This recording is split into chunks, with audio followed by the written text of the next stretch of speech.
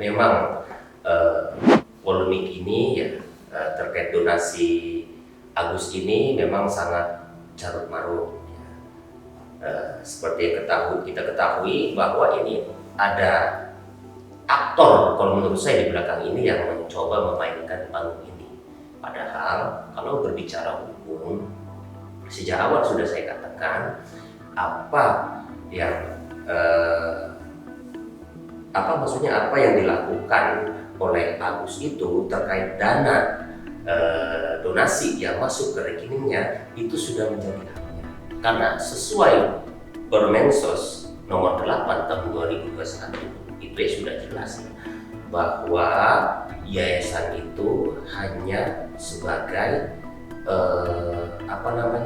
seperti jembatan penghubung antara donatur dengan penerima dana seperti itu gitu. Dan peruntukannya memang harus jelas ya.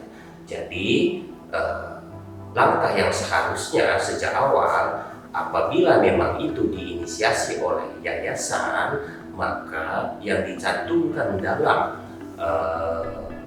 media sosial itu harus menggunakan rekening yayasan, tidak menggunakan rekening pribadi seperti itu. Nah, ini juga kita perlu tanyakan gitu. Kenapa ada ide menggunakan rekening pribadi? Itu harus dicari alasannya seperti itu gitu. Karena bagaimanapun selain tidak dibenarkan, juga akhirnya seperti ini gitu, saling mengklaim. Padahal secara hukum dana itu mutlak miliknya Agus. Tidak ada undang-undang ataupun aturan yang mengatur terkait dana yang diterima langsung oleh Agus. Bahkan tidak ada aturan yayasan yang boleh mengatur dana yang sudah disumbangkan. Seperti itu. Tidak ada diatur harus buat apa, karena pada prinsipnya kita membantu itu membantu korban atau membantu orang yang terkena musibah bukan dilihat mananya yang luka, ya enggak, kita membantu kehidupannya ya. Jadi apa yang kita berikan itu ya memang buat bantu mereka. Poinnya memang yang luka itu mata, kan bukan mata aja, tangannya, kakinya. Apakah kalau misalnya fokus di matanya begitu membanting tangannya itu salah? Kan tidak, ya enggak. Semasa hidup dia juga punya masa lalu, ya enggak? Mungkin punya utang, mungkin dengan orang tuanya dulu dia tidak pernah ngasih ataupun apa. Itu kan ranah pribadi dan orang tidak perlu tahu. Dan saat ini kan diubah, ke bapaknya sekian, ke ininya sekian. Maksudnya apa? Ya, gue selalu mengatakan begini. Intinya Agus itu berpotensi sekali untuk dipidana. Kenapa Agus itu berpotensi untuk dipidana? Konsepnya begini, secara individu Agus menerima uang hasil donasi. Memang betul uang itu saat ini berada di penguasaan daripada si Agus begitu ya. Uangnya ada di penguasaan pada si Agus begitu. Ketika dia menggunakan tidak sesuai dengan peruntukannya, maka itu bisa dikenakan pasal atau bisa dilaporkan pasal 372 KUH pidana terkait dengan penggelapan. Nah sekarang kalau orang bilang itu kan donasi itu artinya sukarela, itu kan selalu diucapkan itu. Donasi itu adalah sukarela. Tunggu dulu, sukarela untuk apa? Tentunya masyarakat pada saat memberikan secara sukarela ada tujuan gitu ya, ada sesuatu hal yang ingin dituju, yang menjadi harapan masyarakat ketika menyerahkan itu uang, kemana akan digunakan uang tersebut.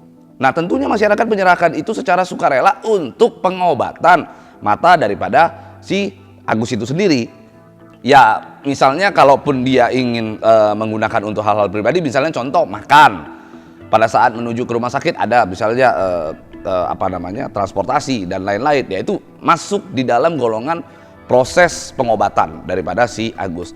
Tapi kalau katanya gue dapat info gitu ya dari luar, entah benar entah enggak, tetapi sampai katanya ada kepentingan pribadi, bayar hutang, bayar cicilan rumah, ya apa katanya hutang ke rentenir atau bagaimana, lalu katanya ada belanja di marketplace gitu ya. Dia itu kan adalah perbuatan yang menurut gua keluar dari proses pada pengobatan tadi gitu. Tentu para penyumbang bisa melaporkan Agus atas donasi tersebut. Lalu kalau orang bilang, loh itu kan intinya uang sudah di dalam penguasaan Agus, dia mau pakai buat apa kayak itu terserah dia. Sekarang begini, Agus telah menceritakan kisah hidupnya di dalam ruang publik. Tentunya kisah hidupnya sudah menginspirasi begitu banyak orang di luaran sana. Dan kisah hidupnya itu sudah menjadi objek, bukan lagi sebagai kisah dirinya sendiri. Ketika hal itu sudah menjadi objek dan masyarakat ingin agar objek tersebut terselesaikan gitu ya, kisah hidup tersebut terselesaikan, membuat akhirnya masyarakat menyumbang kepada Agus, maka itu merupakan tujuan akhir daripada orang menyumbangkan uang tersebut secara sukarela. Itu konsepnya itu. Boleh dicek ke seluruh ahli bahasa, ahli segala ahli lah.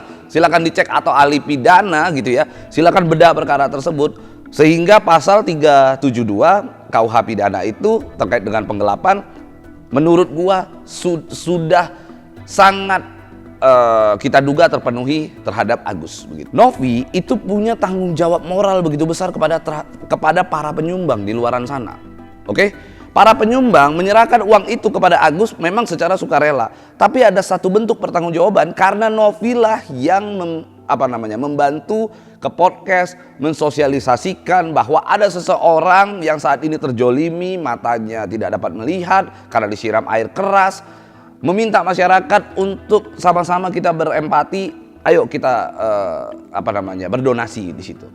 Nah, ternyata sudah kejadian, sempat uang tersebut dipakai untuk kepentingan pribadi. Menurut saya, kita nggak usah bicara hukum deh, kita bicara bagaimana pertanggungjawaban seorang manusia aja deh. Kalau Anda manusia, Anda pasti punya rasa sense of human itu Anda pasti ada begitu ya. Jadi kalau memang ada seseorang yang sudah melakukan kesalahan, untuk mengantisipasi, ya tentunya Novi, ayo silakan uangnya serahkan kembali ke yayasan, biar yayasan yang membantu mengelola uang tersebut, membantu agar uang tersebut bisa tersalurkan tepat sasaran. Jangan pula uang tersebut dipakai untuk transfer ke dia gitu. Ya sama aja kan ujung-ujungnya kan. Nah, mungkin Agus itu berharap uang itu transfer ke rekening pribadi kembali ke Agus. Loh, itu sama dengan itu namanya 11-12 itu sama aja itu dengan kejadian awal kan begitu. Sehingga terbukti pada saat katanya sempat Agus berobat ke rumah sakit, dibayarkan kan oleh pihak yayasan katanya mengeluarkan uang kan, dari pihak Novi juga mengeluarkan uang kan begitu ya. Jadi intinya apa yang sudah dilakukan oleh Novi justru itu adalah baik bentuk daripada seseorang yang bertanggung jawab ketika berucap di dalam ruang publik.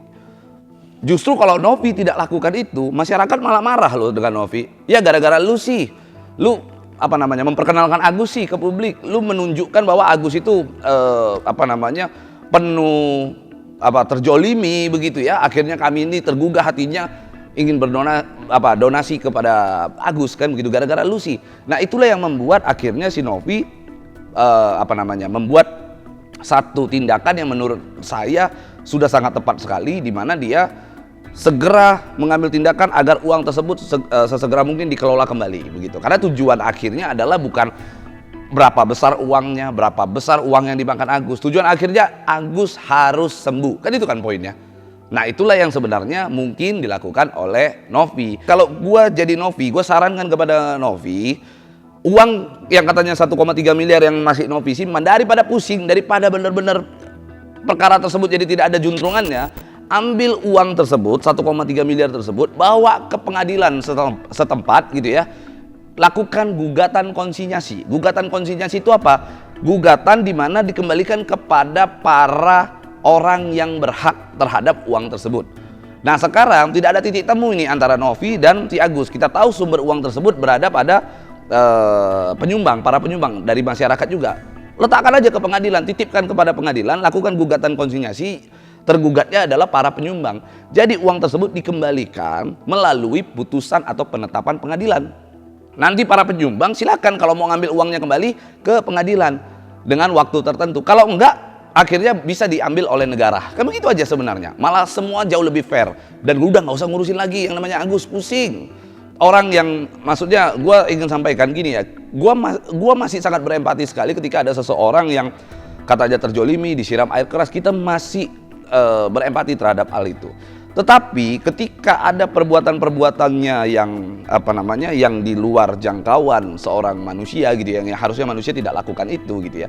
Kita harus berpikir bahwa jangan-jangan, ini dugaan gue loh, jangan-jangan dia disiram air keras karena memang mungkin orangnya agak keras kepala begitu. Mungkin orangnya juga kadang-kadang tidak bisa menjaga perasaan orang lain begitu. Karena orang punya emosi yang cukup punya batas begitu.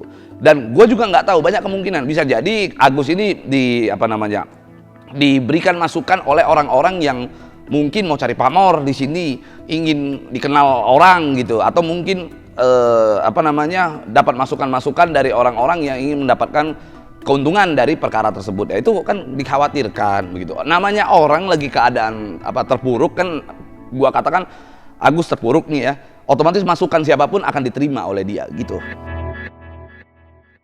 Jadi jangan lupa untuk subscribe Cumi Cumi. Ditekan ya tombol lonceng merahnya.